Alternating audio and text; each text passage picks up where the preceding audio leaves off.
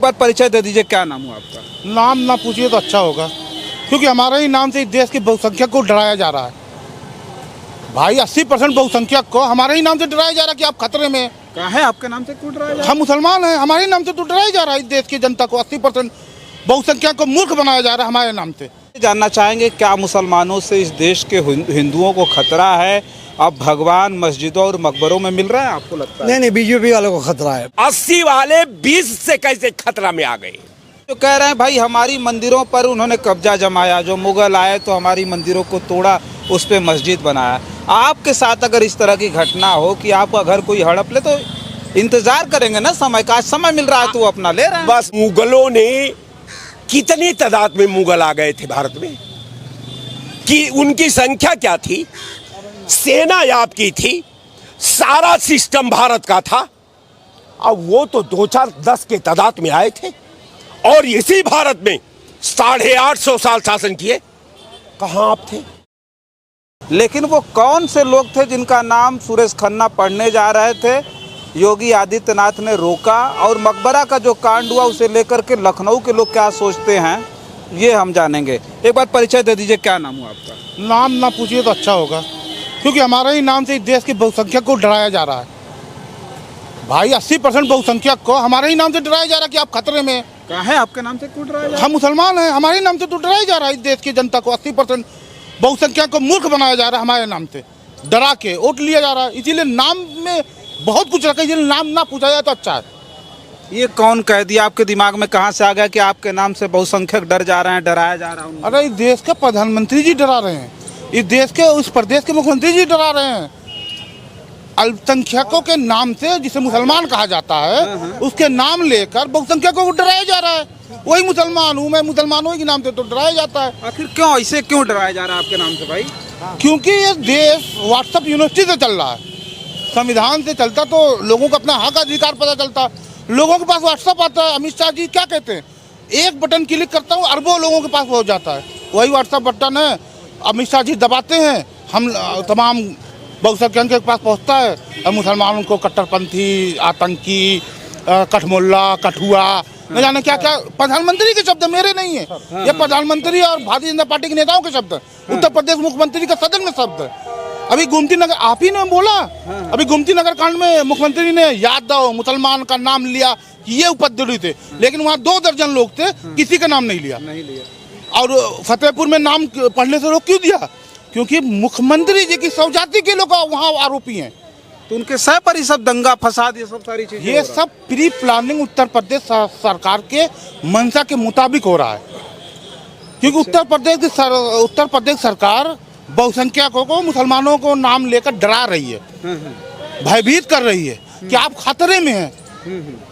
लेकिन उनके दिमाग बुद्धि कहाँ चली जाती है कि जो 80% है वो 20% से कैसे खतरे में आ जाएंगे।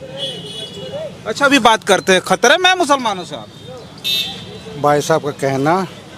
अच्छा आप थोड़ा अस्वस्थ में लग रहा है। नहीं, बातचीत हम आपसे करते हैं। नहीं वो आप रुकिए। हम ये जानना चाहेंगे क्या मुसलमानों से इस देश के हिंदुओं को खतरा है? अब भगवान मस्जिदों और मकबरों में मिल रहा है, आपको लगता है? नहीं, बीजेपी वालों को खतरा है। बीजेपी वालों को खतरा हो रहा है क्योंकि उनको वोट नहीं दे रहे हैं ज़्यादातर, इसलिए बीजेपी वालों को खतरा है। मुसलमानों को कोई खतरा नहीं है। और ये नाम लेके बता रहे हैं, अंदर एक मुस्लिम जो अल्पसंख्यक मत में है उनके जाके मज़ार तोड़ दिया जा रहा है। मैं इनका कंडेम करता हूँ। अगर मुस्लिम और यादव निकल जाते हैं तो सदन में आप बोलेंगे, और आपके सजाती निकल जाएंगे तो आप मुंह में लड्डू डाल के चुप हो जाएंगे।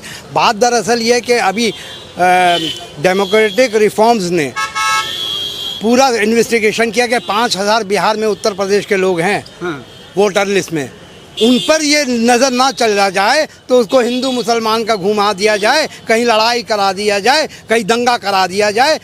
सिर्फ मुद्दा यही है। आप सर जो आप वहाँ के लोग कह रहे हैं, वहाँ के लोग कह रहे हैं कि जो रिपोर्टर नहीं, आप पक्षपात कर रहे हैं। वो अच्छा ठीक है, तो आप ये बताइए, वहाँ के लोग कह रहे हैं कि वो हमारा मंदिर था जिसे कब्जे में मुसलमानों ने ले लिया।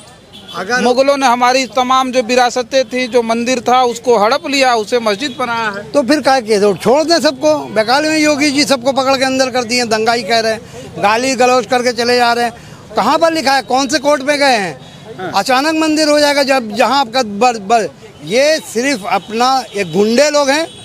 ये गुंडे लोग जाके संविधान को हाथ में ले लेते हैं, कानून को हाथ में ले लेते हैं। योगी जी ने सही किया, गुंडे लोग को जेल भेजा।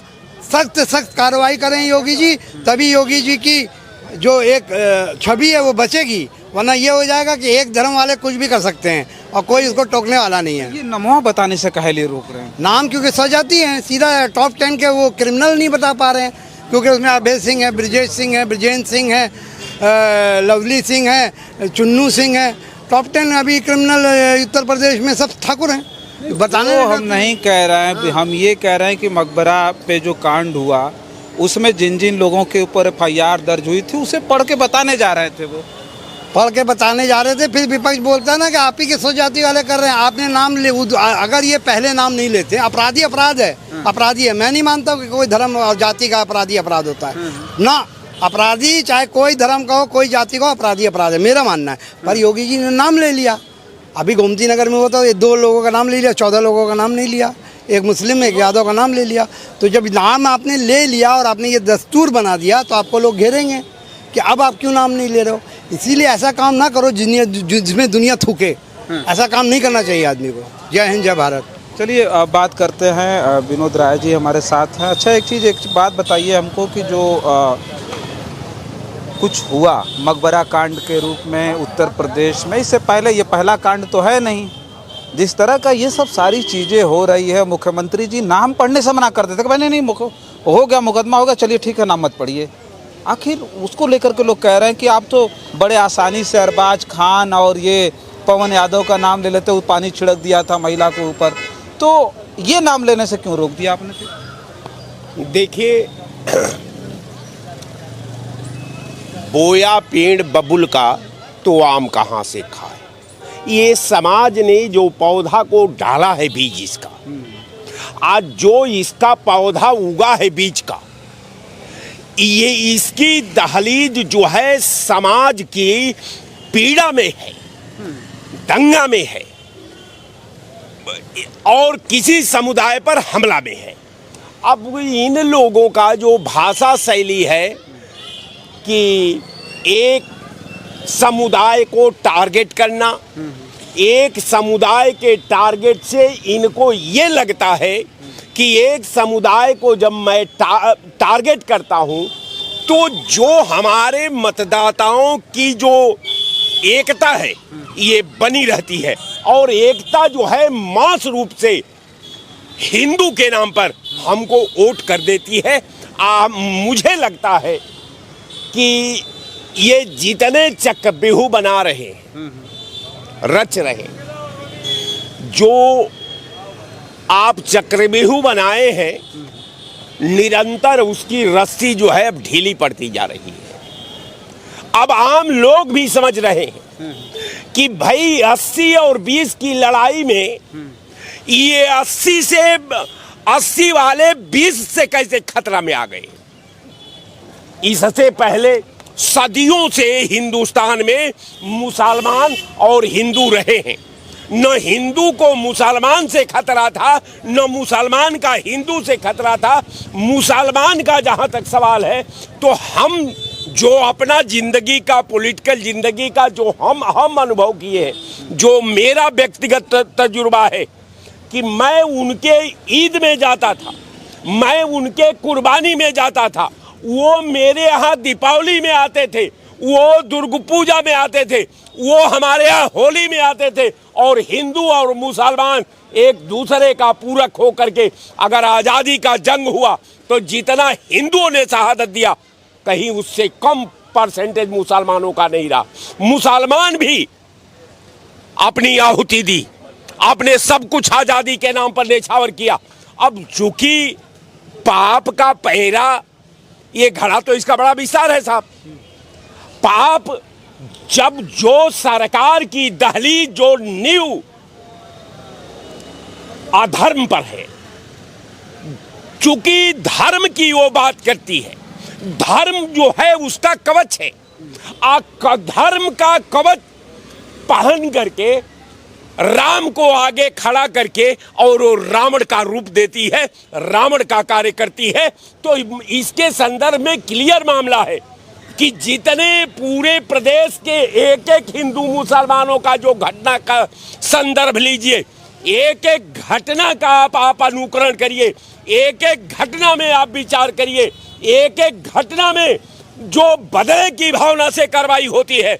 मैं समझता हूं कि कोई भी सरकार अपने धर्म का शपथ लेकर के संविधान के सामने संविधान का कष्ट खा करके आज जिस तरह संविधान की भावना के साथ ये भारतीय जनता पार्टी की सरकार खेल रही है, ये उत्तर प्रदेश की सरकार खेल रही है, जो ये लोग, हमको ये लगता है कि इनके पास एक ही धर्म है, वो धर्म है कुर्सी। नहीं तो हम ये कह रहे हैं कि ये जो कह रहे हैं भाई हमारी मंदिरों पर उन्होंने कब्जा जमाया, जो मुगल आए तो हमारी मंदिरों को तोड़ा, उस पे मस्जिद बनाया। आपके साथ अगर इस तरह की घटना हो कि आपका घर कोई हड़प ले तो इंतजार करेंगे ना समय का, आज समय मिल रहा है तो वो अपना ले रहे हैं। बस भैया बिल्कुल आपने सही कहा कि मुगल आए भारत में, मुगलों ने कितनी तादाद में मुगल आ गए थे भारत में, कि उनकी संख्या क्या थी, सेना आपकी थी, सारा सिस्टम भारत का था। अब वो तो 2-4-10 के तादाद में आए थे और इसी भारत में 850 साल शासन किए। कहां आप थे? आई अगर आपको इस बात का पीड़ा है कि हमारे पूर्वज नकारा थे इसलिए मुगलों ने भारत पर कब्जा कर लिया, तो आप तो बाहुबली हैं। आप जाकर के पाकिस्तान पर कब्जा कर लीजिए, आप जाकर के चीन पर कब्जा कर लीजिए, आप जाकर रस्सा पर कब्जा कर लीजिए, आप जाकर अमेरिका में कब्जा कर लीजिए, लेकिन आप तो अपने घर को सुरक्षित नहीं रख सकते। जो सरकार अपने आवाम को नहीं सुरक्षित रख सकती, जो सिस्टम को नहीं सुरक्षित रख सकती, जो संविधान को नहीं सुरक्षित रख सकती, वो सरकार अगर मुगलों की बात करती है, वो सरकार जो है तमाम चीज़ों की बात करती है, तो इससे बड़ा शर्म की कोई बात नहीं आती। रह गया सवाल कि हिंदुस्तान में सब हिंदू और मुसलमान एक ही लहू है और लहू का एक ही रंग है, वो लाल है, और लाल हिंदू का भी है, लाल मुसलमान का भी है। तो फिर हम एक दूसरे का पूरक हैं, हम एक दूसरे का भाई हैं, हम एक दूसरे का बेटा हैं, वो दादा हैं। लेकिन कहने का मेरा मतलब ये नहीं, मेरा कहने का मतलब कि धर्म के कवच से हट जाइए। आप वही तो बात है, भाजपा धर्म के साथ है, आप धर्म के साथ। आप यही जब धर्म की बात आती है तो आप संविधान की परंपरा से खेलते हैं, आप संविधान का अनुच्छेद से खेलते हैं, आप संविधान का मर्यादा से खेलते हैं, आप खेलते हैं संविधान के मर्यादा से। और आपने गीता पर हाथ रख करके शपथ ली है कि मैं संविधान का रक्षा करूंगा, मैं देश की एकता, अखंडता, संप्रभुता का रक्षा करूंगा। कैसे होगा हिंदू मुसलमान? एक तरफ हिंदू मुसलमान करते जाइए, दूसरे तरफ हिंदू मुसलमान को बांटते जाइए। तो कहने का मेरा मतलब कि ये भारतीय जनता पार्टी है। अब भारतीय जनता पार्टी ने भारत के सिस्टम से इस कदर खेली है कि जो भारत का सद्भाव है, जो भारत की एकता है, जो भारत की अखंडता है, जो वर्तमान संविधान की मर्यादा है, आपने ऐसा खेल खेला कि बिस्तर के सिलवटों से एहसास हो रहा है तोड़ा है दम किसी ने करवट बदल बदल कर। चलिए।